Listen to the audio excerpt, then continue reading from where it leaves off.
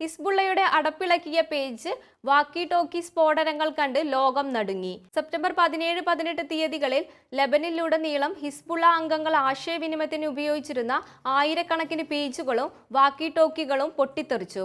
ഇതിൽ കുറഞ്ഞത് 39 പേർ കൊല്ലപ്പെടുകയും 3000-ഓളം പേർക്ക് പരിക്കേൽക്കുകയും ചെയ്തു. ഇസ്രായേൽ ബോംബാക്രമണത്തിൽ ലെബനിൽ 2000-ഓളം പേരാണ് കൊല്ലപ്പെട്ടത്. ഇറാൻ സൈനിക commander Mohammad Reza Zahedi, Hezbollah commander Fuad Shukr, Hamas രാഷ്ട്രീയകാര്യ തലവൻ ഇസ്മയിൽ ഹനിയ, ഹിസ്ബുള്ള മേധാവി ഹസൻ നസല്ല എന്നിവരെയും ഇസ്രായേൽ കൊലപ്പെടുത്തി. തങ്ങൾ വളർത്തിയ നസറുള്ളയുടെ മരണം വെറുതെയാകില്ലെന്ന് ഇറാന്റെ പരമോന്നത നേതാവ് ആയത്തുൽ അലി ഖമേനെയി പ്രഖ്യാപിച്ചു.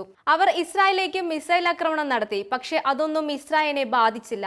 90% അയൺ ഡ്രോം നിർവീര്യമാക്കി. രാജ്യത്ത് വീണ ഏതാനും മിസൈലുകളാകട്ടെ കാര്യമായ നാശനഷ്ടം ഉണ്ടാക്കിയതുമില്ല. യമനിലെ ഹൂതി വിമതർ ഇന്നലെ 2 വട്ടം ഇസ്രായേലിന് നേർക്ക് ബാലിസ്റ്റിക് മിസൈൽ പ്രയോഗിച്ചു.